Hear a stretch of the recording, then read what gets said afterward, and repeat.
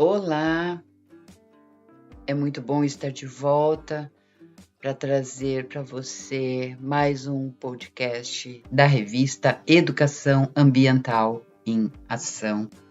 E reforço o convite para você passar lá no revistaea.org para conferir as novidades da 89ª edição, que está recheada de incríveis ações para te inspirar. Nesse episódio, abordo a temática comunidades sustentáveis e vamos refletir, eu e você, sobre a importância delas, como se organizam, como funcionam e caso queiram aprofundar este conhecimento nas edições anteriores lá da revista. Eu dei uma pesquisada na edição 31, 53, 54, 73 e 89. Você encontra mais artigos sobre este assunto, assim como eu lembro que existe uma ferramenta de busca dentro do site da revista que procura em todos os exemplares anteriores que estão à disposição online para você. Bem, então vamos lá. As comunidades sustentáveis surgiram justamente para que se possa viabilizar um mundo melhor, onde se produza o mínimo de impacto possível. A forma como os grupos sociais, na maioria, estão organizados ao redor do planeta e os danos ambientais que ocorrem pelo viés do consumismo colocam em evidência a necessidade de uma reestruturação da vida social, de forma que ela leve em conta o meio ambiente em sua totalidade, para que as comunidades humanas provoquem o mínimo de impacto possível ao meio ambiente no qual elas estão inseridas. Genebaldo Freire Dias, doutor em ecologia, um dos maiores nomes da educação ambiental brasileira, destaca que as cidades são ecossistemas criados pelos seres humanos. E apesar de ocupar apenas 2% da superfície da Terra, as cidades consomem 75% dos recursos naturais globais e produzem 80% da poluição. Esses dados assustam um pouco, não é? Muitas pessoas em todo o mundo, diante desse cenário, já iniciaram esse processo de mudança através de construções de comunidades ou sociedades sustentáveis, também conhecidas como ecovilas. Mas, e aí entram algumas perguntas para aguçar a nossa reflexão. Como é que funcionam estas comunidades? Como uma comunidade pode se tornar sustentável? Quais as características de uma comunidade sustentável? Como fazer para nos tornarmos mais sustentáveis, mesmo em nossa comunidade urbana? Para responder a essas perguntas, então, precisamos antes responder outras questões. Como as cidades estão estruturadas? Como está a mobilidade urbana? Como são os espaços de moradia dos centros e das periferias, de prestação de serviço, de comércio e da indústria? Como estão os rios e o ar das cidades? Refletindo e observando, podemos perceber o quanto esses espaços construídos estão se tornando cada vez mais insustentáveis, provocando uma série de problemas que não foram cogitados quando as primeiras comunidades que se transformaram em cidades foram surgindo. E com o surgimento das primeiras cidades e o consequente aumento do consumo de alimento, começaram a ocorrer desmatamentos e surgiram as monoculturas, com consequências desastrosas para o meio ambiente. As pessoas começaram, então, a migrar em massa para as grandes cidades. Em 1800, apenas 2,5% da população vivia nas cidades. E, atualmente, esse percentual é de 50% para mais. Com o objetivo de alterar a realidade, surgiram as comunidades sustentáveis. Essas comunidades valorizam os elementos naturais, culturais e históricos de um determinado lugar. Através de ações solidárias, essas comunidades criam uma relação menos impactante entre a sociedade e a natureza. Em tudo o que fazem, levam sim em conta a conservação dos ecossistemas e dos recursos naturais. Assim, cada sociedade é estruturada causando o menor impacto ambiental possível. Para as construções das casas, dos prédios, utilizam recursos que a própria terra oferece. A energia é gerada na própria comunidade e até os sanitários são ecológicos. Os ensinamentos da própria natureza são o principal fundamento.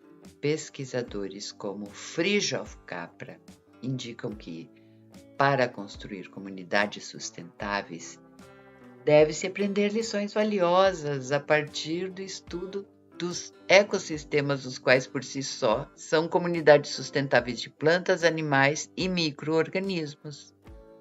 Capra também destaca a importância da compreensão de termos uma visão sistêmica da vida e que as redes se constituem no padrão básico de organização de todos os seres vivos.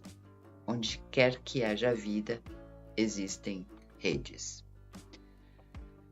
As redes biológicas que estamos tratando aqui, segundo Capra, operam no reino da matéria e as redes sociais operam no reino do significado, ou seja, nos sistemas biológicos há a troca de moléculas em suas redes de reações químicas e nos sistemas sociais há trocas de informações e ideias em suas redes de comunicação. As comunidades sustentáveis, portanto, são aquelas que se estruturam levando em conta as redes de relações de vida existentes em um determinado espaço.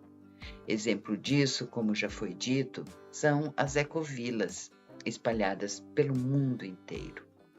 Márcio Bontempo, médico sanitarista e presidente do Movimento Brasileiro de Ecovilas, indica que são 3 as bases conceituais que sustentam a ideologia das ecovilas.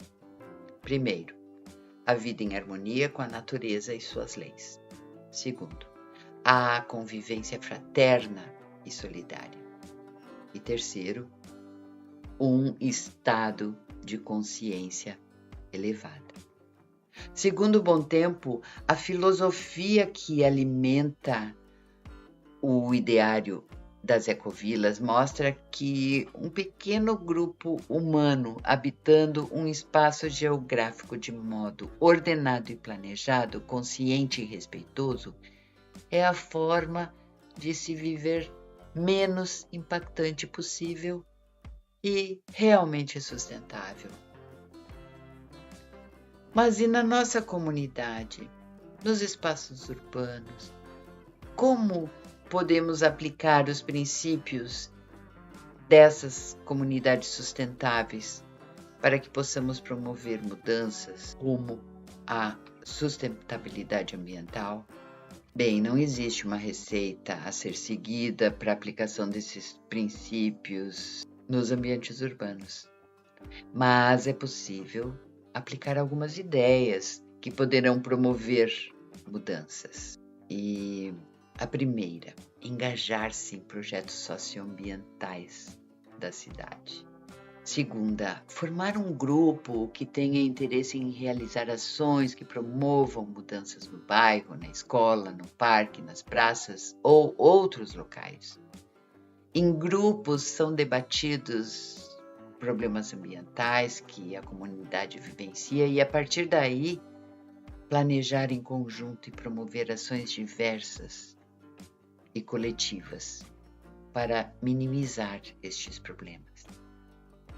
Terceiro, pautar as atitudes cotidianas nos famosos R's da sustentabilidade ambiental, que iniciaram com 13 e agora acho que temos mais de 10.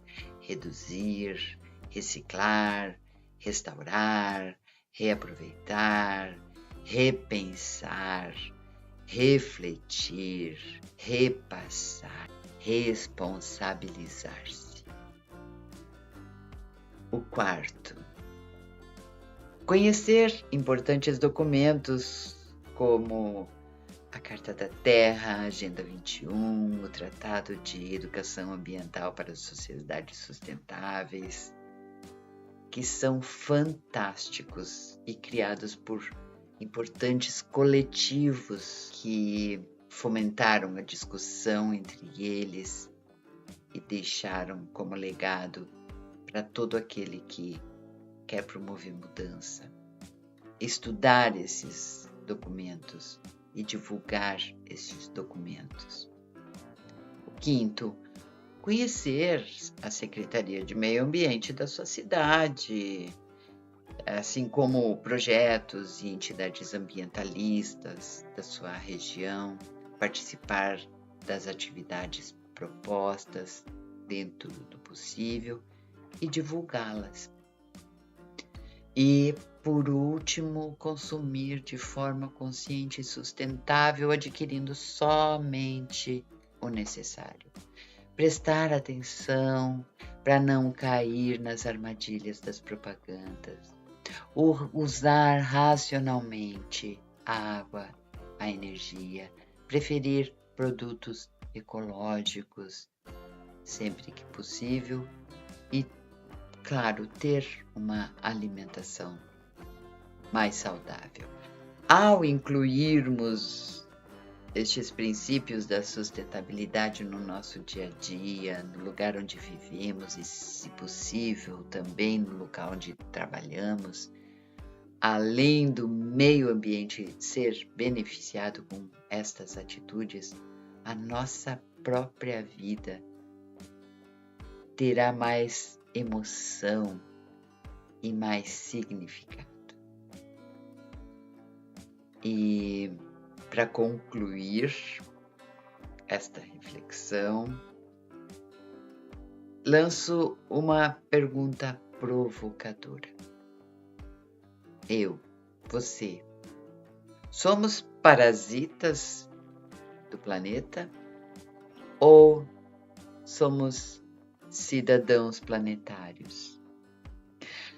Bem, se levamos a vida sem nos importarmos com o meio ambiente, então sim podemos concluir que somos parasitas.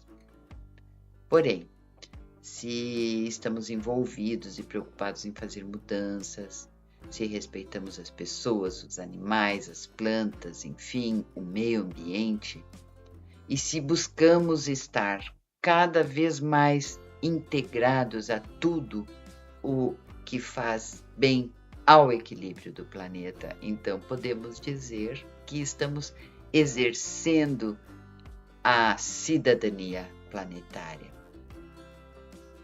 Mas esse exercício não é uma tarefa fácil, pois implica confrontos, implica mudanças de hábitos e mudanças de atitudes. E toda mudança requer muita disposição, consciência, estudo, sensibilização e principalmente perseverança. E para encerrar, então, este nosso podcast, trago um poema atribuído aos Vedas, que formam a base do sistema de escrituras sagradas do hinduísmo e que representam a mais antiga literatura de qualquer língua indo-europeia. Pássaros do mesmo ninho. Nós somos pássaros do mesmo ninho. Podemos usar diferentes peles, falar em diferentes línguas, acreditar em diferentes religiões. Podemos pertencer a diferentes culturas. No entanto, compartilhamos o mesmo lar, a Terra, nascidos do mesmo planeta, cobertos pelo mesmo céu, admirando as mesmas estrelas, respirando o mesmo ar. Devemos alegremente aprender a progredir juntos, ou miseravelmente sucumbirmos juntos, pois o homem pode viver individualmente, mas só pode sobreviver coletivamente. Vedas. Espero que tenham tido uma ótima reflexão. Muito obrigada e não esquece de passar lá no revistea.org para acompanhar o trabalho dessa equipe que acredita no poder da mudança a partir de pequenas ações do dia a dia. Contamos com você. Muito obrigada, grande abraço e até o próximo podcast da revista Educação Ambiental em Ação.